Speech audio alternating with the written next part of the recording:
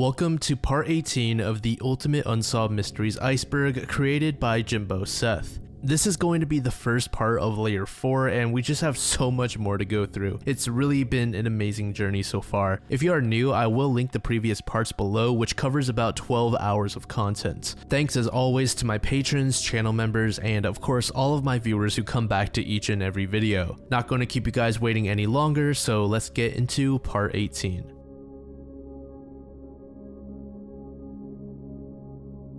The Heidelberg project is described as an outdoor art environment created by Detroit artist Tyree Guyton that has been subject to a series of fires. Despite a $45,000 reward and surveillance footage capturing a suspect, the case revolving around these fires remains unsolved. The fires, which began in 2013, have destroyed several of Guyton's works. One of the incidents occurred on November 23, 2015, when a person was caught on camera starting a fire. Despite the substantial reward, extensive media coverage, and the presence of security cameras, investigators are making slow progress in solving the 12 arson cases that have plagued the Heidelberg project. Head of Detroit Fire Department's arson squad, Charles Sims, said, "We're at a standstill. Without eyewitness accounts or a clear pattern with an evident motive, it's an uphill battle." An arson investigator named Patrick McNuddy said the following: "In an arson case, the evidence itself is often burned away. We don't have the luxury of finding easy clues like bloodstains or bullet casings. So investigators had to spend much more time meticulously combing through charred remains of the crime scene to try and uncover any evidence that might have survived the flames." A special agent with the Federal Bureau of Alcohol, Tobacco, Firearms, and Explosives named Donald Dawkins said, "Without eyewitnesses, arsons are notoriously difficult to solve." The Detroit ATF branch has joined the Heidelberg Project investigation. Studies have shown that less than 20% of arson cases are ever solved, making it the crime with the lowest clearance rates among serious offenses.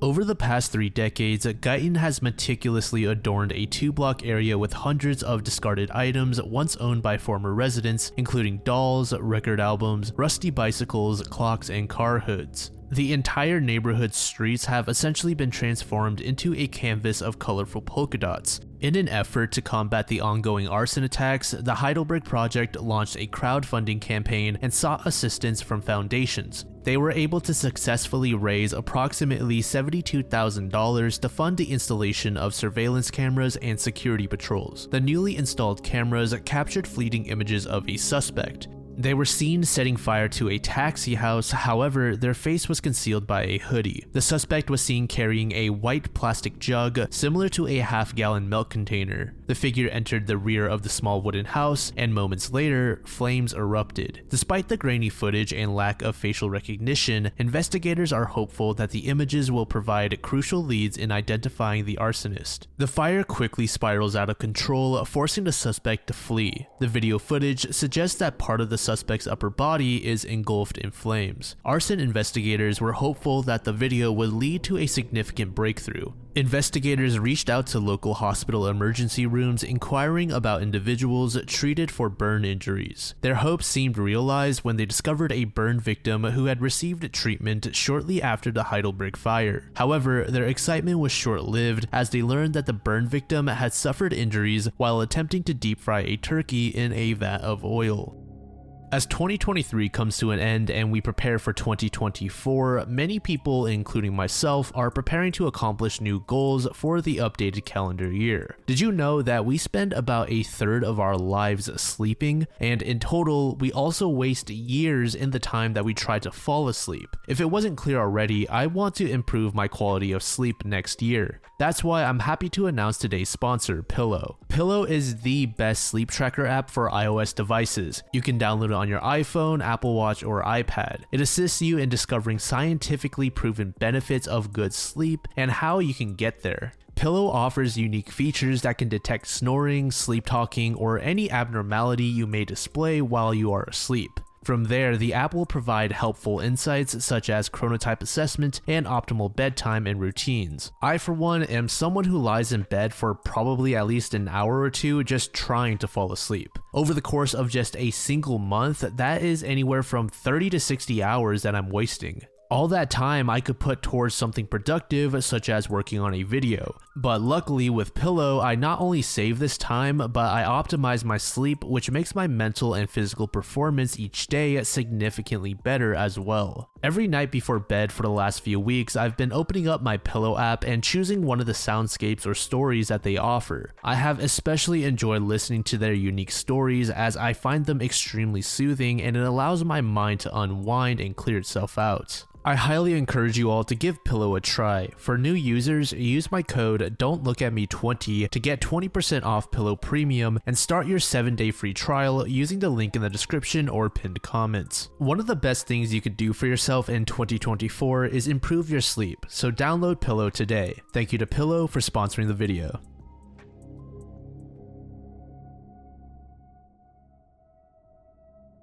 Alonzo Brooks's body was discovered in La Sina, Kansas on May 1st, 2004, approximately a month after he was reported missing following his last known whereabouts on April 3rd, 2004. On the day that he went missing, Alonzo Brooks and 3 friends attended a party in La Sina. During the party, Brooks reportedly faced racial slurs, which may have created tension between him and the other guests. As the night progressed, Brooks's friends left the party at different times, inadvertently leaving Alonzo behind due to a misunderstanding about his arrangements for returning home. When Alonzo failed to return home the next day, he was reported missing by his family. The Lynn County Police Department couldn't find Brooks, so they gave the case to the Kansas Bureau of Investigation, and they also failed in locating him. On May 1st, 2004, the Brooks family was allowed to look for Brooks on the property where the party was held. On the first day of their search, they found Brooks's body on the bank of Middle Creek, next to the house where he was last seen a month before. An examination of his body showed that he didn't have any broken bones, signs of being hit, or signs of drowning in his lungs. So the doctor couldn't figure out how he died. On June 11th, 2020, the FBI reopened the case and offered a $100,000 reward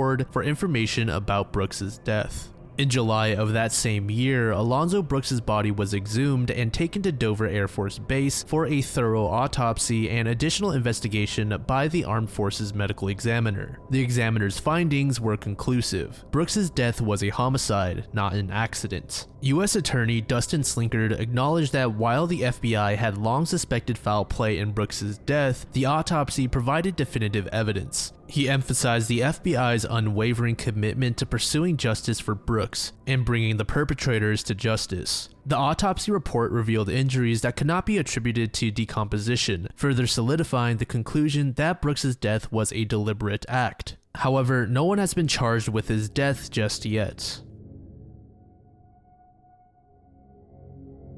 In the 1960s, the Morgan County area in northern Alabama experienced significant growth. This was due to an influx of families attracted by the emerging market in Huntsville and the establishment of the U.S. Army Missile Command at Redstone Arsenal. On one rainy Saturday, May 6, 1967, in Decatur, Alabama, Mary Faye Hunter left her family's home on the 800 block of 8th Avenue Southeast. Her destination was the House of Beauty, where she had a hairstyling appointment. Exiting the salon around 11:30, she walked up a block to a nearby A&P grocery store. Witnesses last saw her leaving a little before noon. However, Mary never made it back home and her family reported her missing at approximately 1 p.m. that afternoon. About 5 months later, on October 14th, the skeletal remains of a young woman surfaced at the Tennessee River. Police positively identified the remains as those of Mary Faye Hunter. They also shared with the public that she showed signs of assault. The investigation quickly hit a dead end, and state investigator Bob Hancock later expressed to the media, "We just had nothing to go on in that case. No leads or significant persons of interest ever emerged." Mary lacked a substantial romantic history, and persistent rumors suggested she may have had a mental disability, which could be a possible reason as to why she never left home at the age of 34. While she worked as a secretary at Redstone Arsenal, nothing unusual was noted about her. More than 2 years elapsed and another woman fell victim to a violent crime.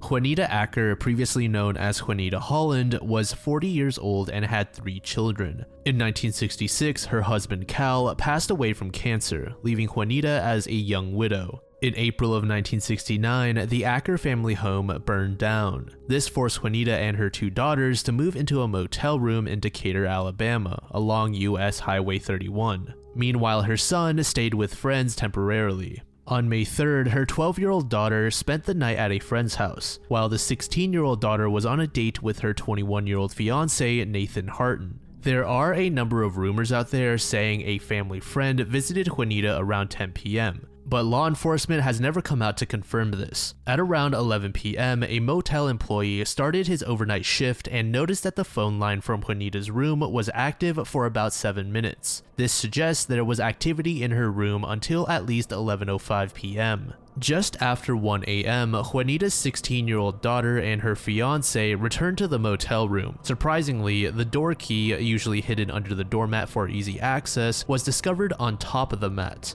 Upon entering the room, the two found Juanita on the bed covered in blood. She had been shot twice at close range with a .22 caliber pistol. Morgan County Sheriff David Sandlin said, "I think somebody slipped in while she was sleeping and shot her." According to toxicologists who examined the evidence, Juanita likely died around 11:30 p.m. However, apart from this information, there were few leads to follow. The only concrete statement came from a motel employee who observed Juanita using the phone at 11 p.m. No other motel guests reported witnessing or hearing anything suspicious. Investigators discovered that Juanita was planning to remarry later that year to a man named Bill Givens from Chicago. Although, to my understanding, law enforcement either never revealed what they found out from interviewing him, or they just never questioned him in the first place. Now, the similarity Juanita has with Mary is that they both worked at Redstone Arsenal. However, they were in different programs. But even with this connection, the investigation appeared to hit a dead end, with the police failing to uncover any significant leads or press charges. Years later, Bob Hancock, the state investigator in both of these murder cases, revealed that he had always suspected a co-worker of Juanita's to be somehow involved. This co-worker underwent questioning and interrogation by investigators, but after passing a polygraph test, they appeared to be cleared. The details regarding this co-worker have never been disclosed for obvious reasons, but Bob Hancock maintained his suspicion. Our third victim is Joyce Drake, originally named Thelma Joyce Sanders. She was a young mother of 2 who spent her time as a housewife. Besides taking care of her kids at home, she also assisted her parents with their shop, R.L. Sanders Grocery, located in Ava, Alabama. On Wednesday, January 7th, 1970, Joyce was at her parents' shop, where she volunteered to cash some checks for them. Taking the checks, she hopped into her pickup truck and drove to the nearby bank. During this trip, it seems that Joyce was alone. She went into the bank, cashed the checks, receiving around $400 in cash, and left the bank with the money bag under her arm. However, as she exited the bank, at least 3 witnesses recall seeing a large, red-haired man with Joyce inside her truck. One newspaper described this man as big built, but witnesses found it odd as they were familiar with everyone in the town and didn't recognize him as Joyce's husband, Randy. Additionally, Randy did not have red hair. Joyce never returned to her parents' store with the money, and she also didn't go home to her husband or her 2 children. Concerned locals and the police initiated a search for Joyce in the area. Later that afternoon, just after the winter sun had set, they found her truck along Union Hill Church Road. However, there was no sign of Joyce, the money, or the red-haired man. Later that evening, around 9 p.m., a search party consisting of 3 men, including a local city councilor, discovered Joyce Drake's remains near an area called Odin's Ridge. Her body was left on a small trash pile, and law enforcement later described her body as mutilated. Morgan County Coroner John McBride described the scene as one of the most brutal murders in Morgan County history. John characterized the perpetrator as a vicious, mad killer. Some reports suggested that Joyce's hands held little red hairs, and there were apparent skid marks under her fingernails. The police claimed that there was no motive to the crime, asserting that robbery was the sole motivation. They later located the money bag Joyce had been carrying, which was found empty, except for an uncashed handwritten check and a single penny. Over the years, reports hinted that the police had a good idea about the identity of this killer, but either lost focus or lacked sufficient evidence. Morgan County Sheriff Van Ward commented on the person of interest, stating, "I believe he's still in the area." Both authorities and news reporters mentioned multiple times that this suspect was known to the Drake and Sanders family, however, there were no further details provided. In March, there were reports that a Morgan County grand jury was close to deciding on indicting a suspect for the crimes. This person had apparently faced charges for a misdemeanor but had skipped bail, fleeing across state lines and eventually ending up in a northeastern state. He was brought back to a Madison County jail in Huntsville awaiting the grand jury's decision. Despite the anticipation, no indictment was issued, and eventually investigators removed him from their radar. A year later, a newspaper featured a front page headline to mark the 1-year anniversary of Joyce's murder. In this article, her father expressed his belief that the responsible person lived in the area and had visited his shop. He said, "I think Joyce knew the person who killed her. I also believe he is still living in the area. I believe this because shortly after the murder, I found a bloodstained dollar bill in my cash register which someone had used to buy something. Also, a bill was found at the Hartzell supermarket and another in Falkville." Joyce's murder remains unsolved, but in 2009, a local news station reignited interest. In response, Morgan County announced a $25,000 reward for information leading to the resolution of the case. And here's the thing, some believe that these murders are connected while others think the opposite. Investigators stated that there were 2 different causes of death, with Mary's being undetermined. This particular detail can be used to argue that these are isolated events. However, in all 3 cases, the motive remains the same, but during the time when these murders occurred, most investigators actually did not link them to each other. It was only after years down the line, when the case files for all 3 events went missing, did investigators begin to suspect that they were all linked. On a scorching summer day in late July, Japanese authorities stumbled upon the preserved remains of Sogen Kato. He was still resting in bed where he had passed away 3 decades earlier. At 111 years old, he held the title of Japan's oldest man. Shockingly, his 81-year-old daughter had concealed his death and unlawfully received over 9 million yen in pension funds as per the police. This discovery raised concerns, leading local governments to dispatch teams to check on the well-being of their elderly residents. Upon visiting the residence of Fusa Furuya, who was a well-known 113-year-old woman in Tokyo, officials were startled to learn that her daughter had not seen her since the late 1980s. The Japanese media has been meticulously documenting the daily revelations of such cases, sparking widespread national concern. In a surprising turn of events, authorities discovered that a woman who hypothetically would be 125 years old if alive was listed as a resident living in a park in Kobe City. Equally confusing was the discovery in Yamaguchi Prefecture, where the official register suggested the existence of a resident who was supposedly alive and thriving at the remarkable age of 186 years.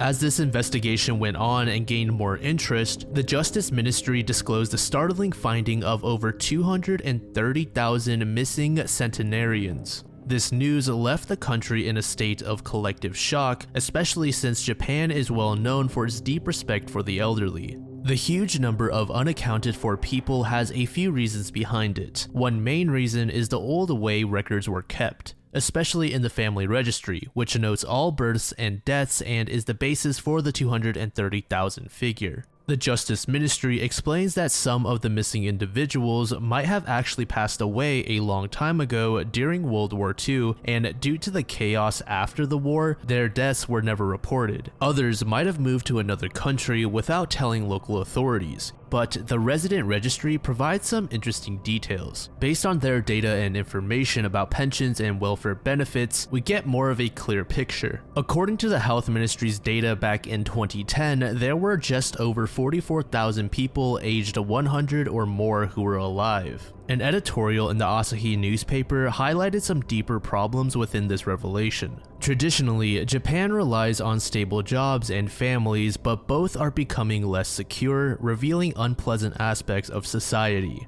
The editorial emphasized that the families closest to these elderly individuals often don't know their whereabouts. In many cases, they haven't even bothered to ask the police for help. This situation points to the existence of lonely individuals without family support, and their connections with those around them have been severed. According to analyst Jeff Kingston, the case of the missing centenarians suggests a breakdown in social unity, both within families and the broader community. In the past, it was common for parents to live with their children and grandchildren, forming a 3-generation family where women played a central role as caregivers. However, according to Kingston, this traditional family structure is becoming outdated. The burst of Japan's economic bubble in 1989 led to some very tough challenges which eventually played a profound effect on society. Kingston pointed out that in 55% of married households, both spouses are now working. This has resulted in an increased burden on women who find themselves overwhelmed with responsibilities,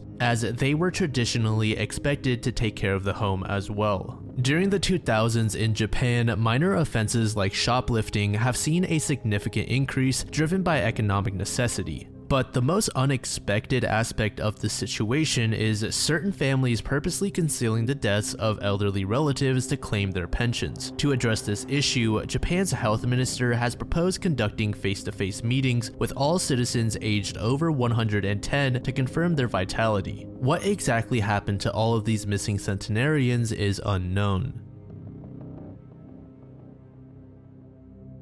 The Badajoz UFO incident happened in Spain on November 12, 1965, at an airbase called Talavera la Real. 2 soldiers, Jose Trejo and Juan Lujan, said they saw and shot at a strange being. They were patrolling the base's fuel storage area at around 1:45 a.m., about 60 meters apart from each other, when they heard a noise like radio interference. This noise turned into a high-pitched whistle that went on for 5 minutes. Worried about possible sabotage, Jose asked Juan to check the area with him. After about 5 minutes, the whistle stopped, and soon after, they saw a really bright light in the sky that lasted for about 15 seconds. Around this time, another guard with a guard dog joined the two. Together, the group swept the immediate area. When they reached a specific spot, they heard the sound of twigs breaking. They let the guard dog go, and it ran towards the spot where they heard the noise come from. The dog eventually came back, but it was seriously injured. Despite several attempts, the dog kept getting injured whenever he went back to that spot. Eventually, the dog began to circle around the 3 soldiers, which is a protective technique trained for guard dogs. Jose soon noticed a human-shaped green light towards his left. The figure was very tall, around 3 meters. It appeared to be made up of small points of light, with the brightness being more intense along its edges. The head was small and covered with something that resembled a helmet. Its arms were also extremely long, but it had no visible hands or feet. Jose fell to his knees and fainted. His friends took the opportunity to shoot at the creature, firing between 40 and 50 bullets. As the being was hit, its brightness intensified and it vanished. While Jose received assistance, the same sound as before was heard, lasting about 10 to 15 seconds. The following morning, around 50 men thoroughly searched the area. Surprisingly, there were no bullet casings from the shots fired, and no holes were found where bullets were supposed to have hit the wall behind the creature. Despite this, the Air Force concluded that the machine guns were indeed fired. Even today, there is no explanation for what the soldiers encountered, leading many to believe that this was entirely made up. However, others believe that the soldiers encountered some sort of extraterrestrial. Megan Curl was a 26-year-old woman working at a chicken processing plant in Lufkin, Texas. Due to her mild retardation, she faced many challenges from an early age. She was of course bullied, especially during her school years. Megan did get married in Arkansas, however, the relationship turned abusive, leading her to return to Lufkin and live on her own. According to Megan's mother Sherry, Megan was very trusting and friendly, so she was vulnerable to potential dangers. But Megan's challenges didn't hold her back, as she enjoyed going to nightclubs in Lufkin. Unfortunately, her interest in nightlife may have played a role in her tragic end. Police suspect that a man she met at one of these clubs could be responsible for her murder. On the night of March 25, 2000, Megan visited the Electric Cowboy, which was a familiar nightclub to her. Witnesses reported seeing her chatting with an unidentified man who bought her drinks. They also stated that Megan was dancing rather provocatively, which ultimately led her to being kicked out. From there, Megan was seen leaving with a different man who was also unidentified. It seemed as though their next stop was another club named Sports Shack. While there, Megan just so happened to bump into one of her friends who offered to give her a ride home. It is a bit unclear if she accepted this ride, but in the end, she did get home at about 1:30 a.m. and her close friend and neighbor named Tanya decided to stay up with her for a little while just to chat a bit. According to Tanya, they were just talking on the balcony when a man suddenly arrived in a fast-moving car, which abruptly stopped in front of Megan's home. Megan went out to greet the person since she thought it was another friend of hers, and just based on a random gut feeling, Tanya eventually followed her outside and saw Megan in the car with the man. Semi-relieved, Tanya went back inside. However, when Megan didn't return for a couple of minutes, she went back outside to see the car still there, but Megan and the man were gone. Now, Tanya was hoping for the best and didn't think too much of this at first, so she eventually just returned home. But then around 2:20 a.m., Tanya went to Megan's residence to check up on her. Megan answered the door with that same man by her side, claiming he was her friend from the club and that everything was okay. Tanya eyed the man and received a slow nod without exchanging any words. Instinctually, Tanya did not really like this guy, but despite her concern, Megan assured Tanya that she was fine. So Tanya said goodnight and left. This encounter would mark the last time Megan was ever seen alive. At approximately 4 a.m., neighbors noticed a fire inside of Megan's residence. The fire department arrived and found the fire localized to her bed. After extinguishing it, a shocking discovery was made.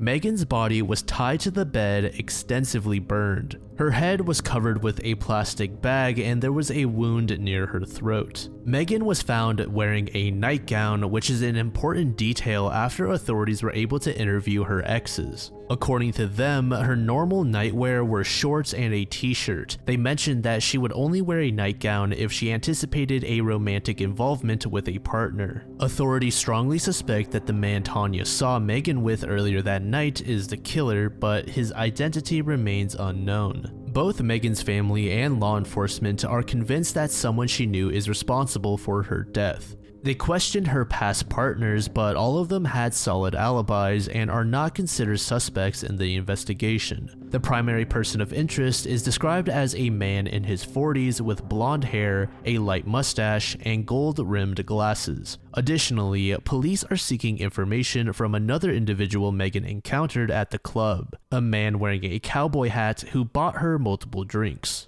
This individual is described as a white or Hispanic male with a tanned complexion and dark hair. Initially considered a suspect in Megan's murder, her ex-boyfriend, Tim Purvis, faced scrutiny due to his violent behavior towards her. Tim was actually released from prison just a week before her death, and he presented a confirmed alibi for that specific night. Unfortunately, he later met his end in a 2003 accident. In 2012, Lufkin police received what they believed to be a solid lead on Megan's killer. However, they really lacked evidence, so the individual was ultimately not charged. On September 19, 2004, Robert Bugsy Springfield, aged 48, embarked on an elk hunting expedition to Black Canyon with his 13-year-old son Colton and his adopted son Brent Brooks. This adventure took them to the Crow Indian Reservation within the Bighorn Mountains in the southeastern part of Montana. Mysteriously, Bugsy never returned alive. Bugsy, along with his family, belonged to the Crow Nation Indian Reservation, and their hunting activities took place on tribal-owned land. Bugsy had roots deeply embedded within his community. His upbringing unfolded in the areas of Lodge Grass and Wyola. At 17, Bugsy joined the U.S. Marine Corps and served in different locations such as California, North Carolina, Australia, Japan, and the Philippines. After leaving the military in the late 1970s, Bugsy worked at the Sarpy coal mine as a diesel mechanic for 3 years. He even took on occasional jobs that involved heavy equipment operation and even firefighting. He got married to a woman named Veronica Burden Ground in July of 1979, and they settled in Lodge Grass. So on the day that the trio went hunting, Bugsy's 2 sons returned to the agreed upon meeting spot late in the afternoon, expecting to find their father. As night fell without any sign of him, the concerned children reached out to both the Bighorn County Sheriff's Office and tribal members for help. On the day he went missing, Bugsy was clad in thick winter attire and carried a bow and arrows. Despite an extensive search effort, including helicopters and search dogs and horseback searchers organized by the family and the Bureau of Indian Affairs, there was no discovery of any equipment, body, bones, or blood. A little over a year into the future, in October of 2005, a hunter exploring the Black Canyon region heard the persistent screeching of a crow. The bird's loud cries led the hunter to a tree where, to their surprise, they discovered human remains below. What made the discovery even more unusual was the peculiar arrangement near the tree. A partial skull, a femur, a neatly rolled up men's belt positioned next to the skull, and a pair of boots. Additionally, a men's coat with a small tear in the back was lying on the ground, accompanied by a wallet containing money at the scene. However, noticeably absent from the location were the bow and arrows, which could not be located. Law enforcement was quickly contacted as foul play was suspected. But there were some investigators that thought otherwise. They initially theorized that a fallen tree caused Robert's demise, but the physical evidence at the scene contradicted this idea. The family speculated on the possibility of foul play considering Robert's background as an ex-Marine and Special Forces member. His wife Veronica expressed skepticism, stating, "If he was actually up there in that area, to put it bluntly, we would have smelled something. The animals would have been there. The birds would have been there." The FBI eventually transported the remains to Quantico, Virginia for DNA testing and identification. On November 16, 2007, the family finally received Bugsy's death certificate, listing the cause of death as undetermined. Another notable detail was that various items from Bugsy's wallet, including his ID and social security card, were returned to the family without evident signs of exposure to weather or water damage. This observation led the family to believe that these items hadn't been subjected to the elements for an extended period. To this day, the exact cause of death of Robert is still unknown. This mystery is a rather short one that refers to a call made on a radio show that was hosted by Art Bell. Art is regarded as one of the original hosts of a conspiracy theory radio talk show, with his show being a Coast to Coast AM. And probably one of his most famous incidents on the show occurred in 1977. On September 11, 1997, Art Bell received a call from a man often described as frantic. This man claimed to be a former Area 51 employee. As the call progressed, the man became increasingly upset. Unexpectedly, the show temporarily went off the air due to a satellite failure. This event stirred speculation among Art Bell's audience, leading them to question if the call was genuine and if the caller had real information about Area 51. The same person supposedly called back on April 28, 1998, confessing that the initial call was a hoax. However, doubts arose about whether this was truly the same individual, considering differences in the second caller's voice, tone, and mannerisms. Some believe the second call was a government cover-up, especially given the abrupt end to the original call. Back in 2012, a family drove from Claygate in Surrey to Lake Annecy in the French Alps in order to spend some time with each other out in the wilderness. It was an oddly hot Wednesday when they set out on September 5th.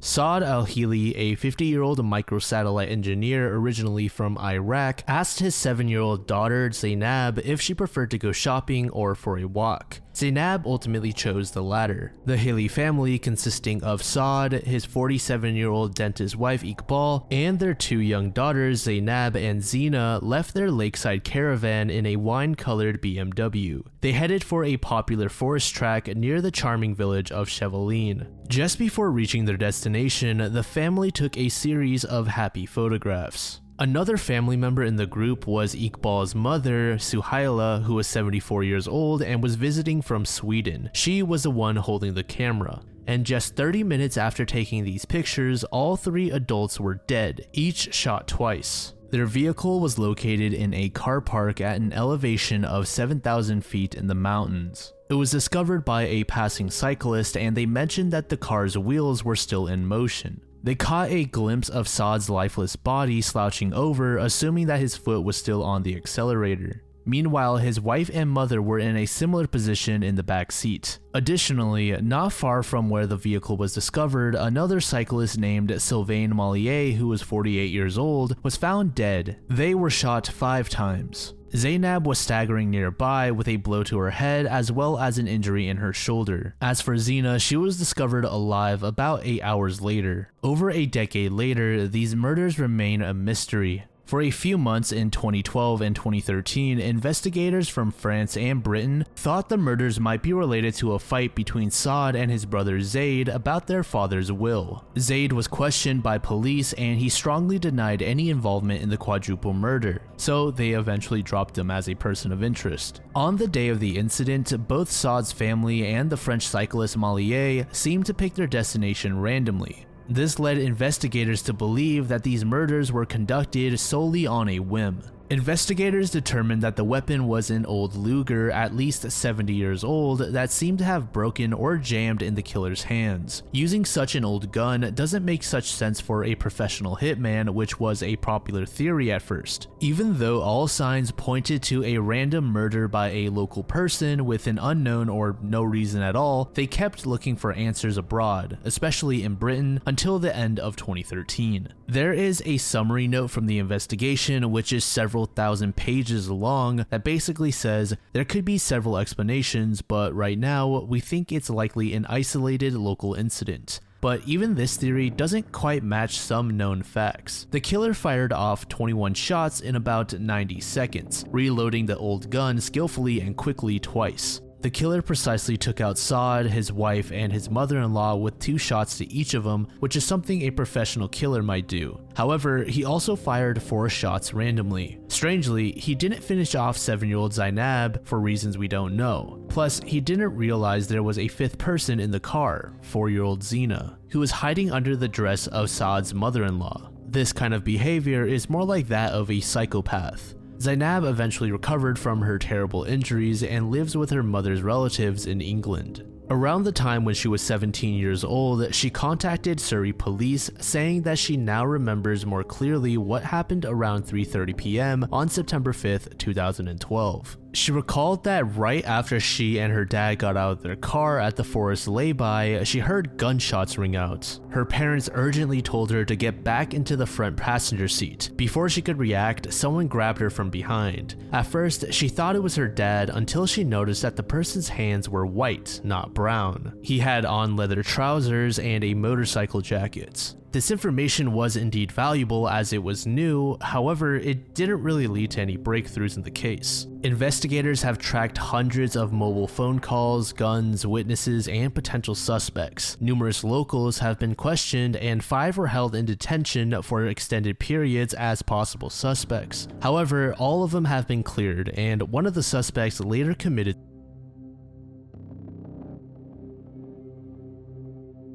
In the early 1800s, something odd occurred at Christ Church Cemetery in Oistins, Barbados. The church had a special tomb which was referred to as the Chase Vault. This tomb belonged to the Chase family led by Colonel Thomas Chase. Thomas was an extremely wealthy man and he was regarded as a pretty cruel person, so much so that his slaves talked about wanting to harm him. It's said that Thomas mistreated them, and once he died, many believed that the slaves the family owned were the ones responsible for the events that we are going to discuss. However, there isn't really concise proof of this. The first person from the Chase family laid to rest inside of the vault was baby Mary Chase, who passed away in February of 1808. She was placed in a sturdy metal casket. Next was the teenage daughter, Dorcas, who was buried in July 1812 after starving herself to death. Colonel Thomas Chase, possibly having taken his own life, died in August of the same year. His metal coffin was so heavy that it required several men to carry it. When the vault was opened to lay the colonel to rest, they noticed that Mary's casket had shifted from its original position. Initially, people thought someone on the island had moved it, so it was put back in its place, and the vault door was sealed once again. In 1816, the Chase Vault witnessed 2 more burials, and once again, the coffins, including the extremely heavy one belonging to Colonel Chase, had shifted positions.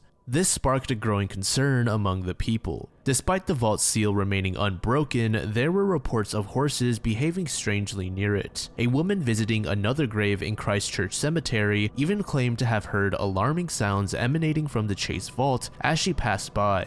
By July 1819, another family member found their final resting place within the vault. Once again, all the coffins inside had been rearranged, none in their original spots. After restoring the caskets to their designated places and sealing the vault once more, the governor took a precautionary step. He pressed his signet ring into the wet cement to create an identifiable mark, ensuring quick detection if the seal was breached again. Despite these efforts, people still suspected foul play, believing that someone might be breaking into the vault to move the coffins, perhaps someone harboring a grudge against the family. To catch the individual, sand was scattered on the floor. By April 1820, the tomb was opened for the last time. The marks of the signet ring were still visible in the cement, indicating that no one had tampered with the vault from the outside. The sealed door remained the sole entrance. The men faced difficulties opening the door as if something heavy was blocking it. Once the door was eventually opened, it was revealed that Colonel Chase's coffin was the obstacle. All of the other caskets were scattered within the vault in different locations once again. The governor eventually reached a breaking point. He decided to take action by having all the coffins removed from the vault and reinterred in various parts of the Christchurch Cemetery. Since then, the Chase vault has remained empty. Naturally, people began seeking explanations. While there were instances of earthquakes, none of the other vaults showed signs of disturbance.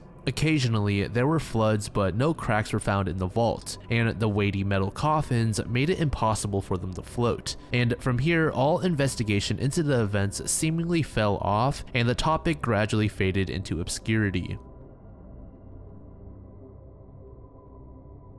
In Indonesia, a group of bikers came across a strange scene. A half-naked person running along a dirt track near Banda Aceh on Sumatra Island. Some people thought he was from the Mont tribe, known for living in the forest. As the bikers journeyed along the track, a bald man unexpectedly leaped out from the trees, catching their attention. The recorded footage captures one of the bikers losing balance and falling to the ground, while the figure swiftly dashes away from the group. Unfazed, another biker pursues this man down the track. The mysterious individual, however, promptly dives into the tall grass at the roadside. The group stopped at the spot where the man disappeared and diligently scanned the area in an attempt to locate him. A couple of bikers go into the grass to find out where the man went and discover a big stick that he was carrying. Some believe that this person might be from a lost pygmy tribe in Indonesia. There's a story about the mythical Mant tribe being smaller than usual and running away when they see people from the outside world. The only known story about this supposed tribe goes back to the 17th century, where two Mant tribesmen were said to be captured and shown to the Sultan. However, there are many people that believe that the Mant people are just a legend.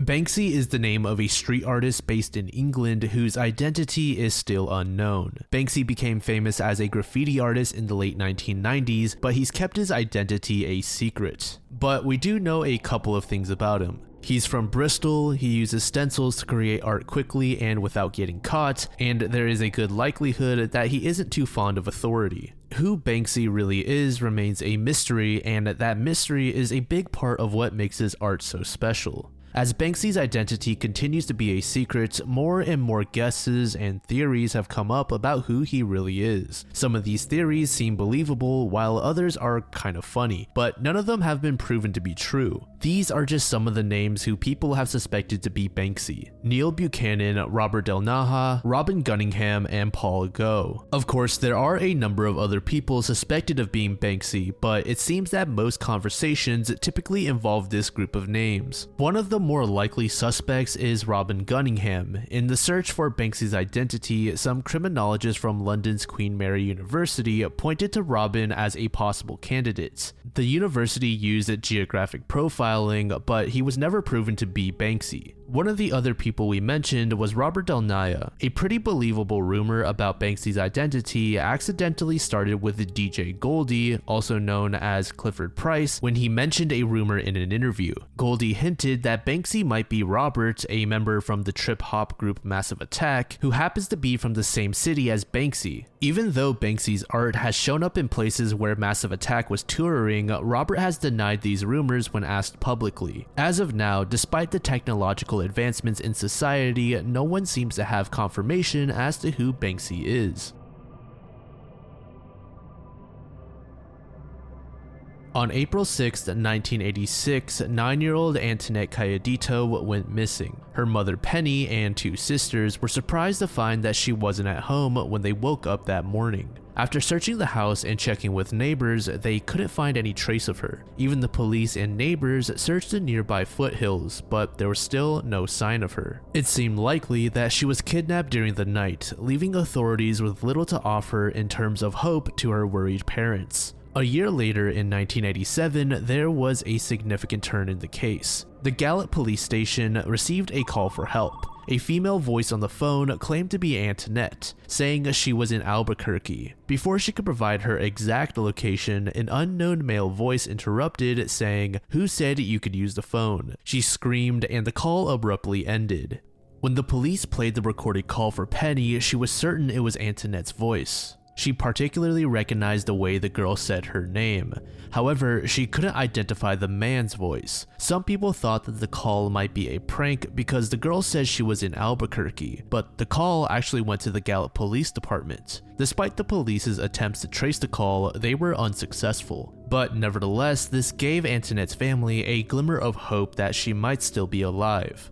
In 1991, 5 years after Anthonette went missing, when age-progressed photos of her were released, a waitress came forward. She believed she had seen Anthonette at her restaurant serving a table with a man, woman, and a girl who seemed to be around 14 or 15. The waitress noted that they looked somewhat disheveled, possibly indicating a struggle. The girl deliberately dropped her utensils on the floor, and when the waitress tried to help, the girl grabbed her hand. However, the waitress didn't think much of it and continued with her work. The man, woman, and girl later left the restaurant. The waitress went over to their table to clean it up, and that's when she discovered a napkin under the girl's plate with a message. It said, "Please help me, call the police." A month later, investigators decided to re-interview people involved in the case. They spoke to Anthonette's sister, Wendy, who was 5 at the time of the incident. Now 10, Wendy revealed to investigators that she had witnessed Anthonette's abduction. According to Wendy, around 3 a.m., there was a knock at the door, and when Anthonette answered, the person claimed to be Uncle Joe. 2 men then grabbed her and took off. When asked why she hadn't spoken up earlier, Wendy explained that she was scared and afraid of getting in trouble. Investigators checked and found out that this quote-unquote Uncle Joe, who was married to Penny's sister back then, was not involved. But this made them wonder if the people who took Anthonette knew her family. In 1992, Penny visited a Navajo medicine woman to try and find out where Anthonette might be. The medicine woman did a special ceremony to connect with the spirit of the missing person. According to her, Anthonette might be alive, possibly with a child, and being kept somewhere in the southwest of the United States against her will. Investigators now indicate that Anthonette's survival is unlikely due to the amount of time that has since passed. Penny's life concluded on April 18, 1999.